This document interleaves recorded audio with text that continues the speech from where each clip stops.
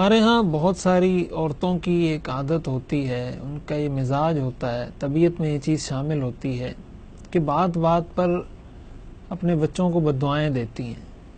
بات بات پر گالی دینا، بددعا دینا،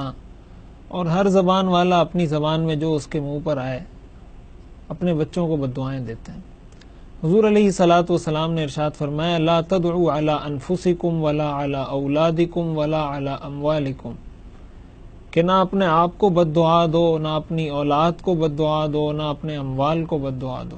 کبھی انسان تنگ ہو جاتا ہے، اپنے آپ کو بد دعا دینے لگ جاتا ہے۔ بعض لوگ کہتے ہیں ہم زندگی سے تنگ آ گئے، یہ ہو گیا وہ ہو گیا۔ یہ ساری ناشکری کی باتیں جن سے شریعت میں منع کیا گیا ہے۔ اسی طرح آپ نے یہ بھی فرمایا کہ اولاد کو بھی بد دعا مت دو۔ اولاد کے ساتھ تو رحمت کا، شفقت کا، محبت کا تعلق ہوتا ہے۔ اسی طرح اپنے مال کے بارے میں بد دعائیں اپنے لیے مت کرو۔ آگے آپ نے فرمایا لا توافقوا من اللہ ساعتا یسأل فیہا عطاء فیستجیب، کہیں ایسا نہ ہو کہ تمہاری زبان سے یہ جملہ ایک ایسے وقت میں نکلے، ایک ایسے لمحے میں نکلے کہ جس لمحے میں اللہ سے مانگی گئی دعا قبول ہوتی ہے۔ تو اگر تمہاری زبان سے بے خیالی میں، بے توجہی میں، نہ چاہتے ہوئے جو بد دعا نکلی ہے اپنی اولاد کے لیے، اگر یہ دعا اس کے لیے قبول ہو جائے، یہ بد دعا اس کے خلاف قبول ہو جائے، تو ساری زندگی کی پریشانی تو پھر والدین کو ہے، پھر یہ پریشانی بھگتنی تو والدین نہیں ہے۔ تو آخر کیا وجہ ہے، کیا ضرورت ہے کہ ایسے الفاظ استعمال کیے جائیں، ایسے موقع پر بچوں کو دعا دی جائے، ان کو نصیحت کی جائے، ان کی اچھے طریقے سے تربیت کی جائے۔ قرآن کریم میں اللہ تعالیٰ نے ارشاد فرمایا وَلَوْ يُعَجِّلُ اللَّهُ لِلنَّاسِ الشَّرَّ اسْتِعْجَالَهُمْ بِالْخَيْرِ لَقُضِيَ إِلَيْهِمْ أَجَلُهُمْ، کہ بسا اوقات انسان جس طرح شر طلب کرنے لگتا ہے، برائی طلب کرنے لگتا ہے، مصیبت طلب کرنے لگتا ہے۔ اب اگر کوئی والدہ اپنے بچے سے کہتی ہے کہ تو ٹرک کے نیچے آ جائے، تو ٹائر کے نیچے آ جائے، تو غرق ہو جائے، یہ ہو جائے وہ ہو جائے، اب اگر حقیقت میں اس کے ساتھ ایسا ہو جاتا ہے، حقیقت میں وہ کسی حادثے کا، کسی مصیبت کا شکار ہو جاتا ہے، تو اب یہ پریشانی کون اٹھائے گا؟ یہ تکلیف اور پریشانی تو پھر والدہ کو ہونی ہے، یہ تکلیف اور پریشانی تو پھر والد کو ہونی ہے۔ تو آخر اپنے آپ کو ایسی چیز میں مبتلا کرنے کی کیا ضرورت ہے، بالخصوص جب کہ شریعت نے تعلیمات بھی دی ہیں کہ اس سے اپنے آپ کو بچائیں۔ تو یہ جو ہمارے معاشرے میں چیز پائی جاتی ہے، ایک تو اس سے اولاد کی تربیت پر بہت منفی اثر پڑتا ہے کہ یہ چیزیں ان کی بھی زندگی کا حصہ بن جاتی ہیں، ان کی زبان پر بھی اسی طرح کے الفاظ پھر آتے ہیں جس طرح کے الفاظ انہوں نے اپنے والدین سے سنے ہوتے ہیں۔ تو بچوں کی اگر ہم صحیح تربیت کرنا چاہتے ہیں، ایک تو ان کو جو جھوٹے طریقے سے ڈرایا دھمکایا جاتا ہے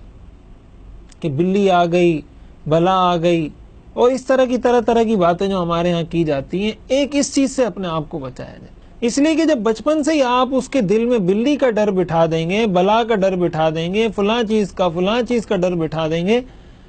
تو بڑا ہو کر وہ بچہ یا وہ بچی اس میں کیسے حوصلہ پیدا ہوگا، کیسے اس میں شجاعت، بہادری، حالات کا مقابلہ کرنے کی قوت اس میں کیسے پیدا ہوگی؟ اور بالخصوص جب کہ یہ جھوٹ بھی ہے۔ حدیث شریف میں تو یہ آتا ہے کہ ایک خاتون نے حضور علیہ الصلوۃ والسلام کی موجودگی میں ایک بچے کو بلایا اور مٹھی بند کر کے کہا کہ تم قریب آؤ تو میں تمہیں یہ چیز دیتی ہوں جو میری مٹھی میں ہے۔ حضور علیہ الصلوۃ والسلام نے فرمایا کیا تمہاری مٹھی میں کوئی چیز ہے؟ تو انہوں نے فرمایا کہ ہاں میرے پاس ایک کھجور ہے، وہ میں اس بچے کو دے رہی ہوں۔ تو آپ نے فرمایا کہ اگر تمہارے پاس یہ کھجور نہ ہوتی تو اللہ تعالیٰ تمہیں بھی جھوٹ بولنے والوں کی صف میں شامل کر دیتا، تمہارا شمار بھی ان لوگوں میں ہوتا جو جھوٹ بولنے والے ہیں۔ تو جب یہ بات جھوٹ ہے، تو جب ہمارے والدین بچے کو اس طرح کی چیزوں سے ڈراتے ہیں، اس کے جہاں اور منفی اثرات ہیں معاشرتی حوالے سے، اور بچے کی شخصیت پر، بچے کی ذات پر، اس کی تربیت پر اس کے جو منفی اثرات ہیں وہ تو اپنی جگہ، لیکن اس کے ساتھ ساتھ یہ جھوٹ کا گناہ بھی ہے۔ تو بچے کی تربیت میں ہمیں پوری توجہ کے ساتھ، مکمل ہوش و حواس میں رہتے ہوئے، تیقظ کے ساتھ، بیداری کے ساتھ، سمجھداری کے ساتھ بچے کے سامنے بات جو کی جائے، وہ بچہ اس کے دل پر وہ نقش ہو جاتی ہے۔ آج کی جدید ریسرچ یہ بتاتی ہے کہ 8 سال کی عمر میں بچے کی تربیت مکمل ہو جاتی ہے۔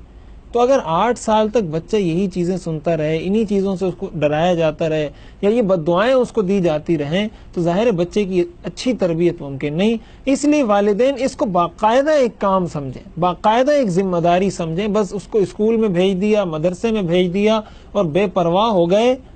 تو جب والدین اپنے بچوں کی صحیح تربیت نہیں کر پا رہے تو تعلیمی ادارے کہاں کریں گے؟ جب ایک گھر میں 4 بچے ہیں اور والدین ان 4 بچوں کی تربیت نہیں کر پا رہے، تو جس اسکول میں ایک کلاس میں 30 بچے ہیں، 40 بچے ہیں، مدرسے میں ایک کلاس میں 30 بچے ہیں، 40 بچے ہیں، تو اس درجے کی تربیت کہاں ہو سکتی ہے جس درجے کی تربیت والدین کر سکیں؟ تو اسکول میں، مدرسے میں ڈال کر یہ بے پرواہی اختیار کر لینا کہ بس اب یہ بڑے ہو جائیں گے تو پڑھ لکھ کر اور اچھے آدمی بن جائیں گے، ایسا نہیں ہوتا۔ بچے کی تربیت میں گھر کے معاشرے، گھر کے ماحول کا، والدین کی تربیت کا، والدین کے آپس کے تعلقات کا، اور والدین نے جو لینگویج، جو زبان، جو رویہ اس بچے کے ساتھ رکھا ہے، ان ساری چیزوں کا بہت عمل دخل ہوتا ہے۔ اس لیے ان ساری چیزوں کو ہمیں دیکھنا چاہیے اور ان ساری چیزوں کو سامنے رکھتے ہوئے بچوں کی تربیت کرنی چاہیے۔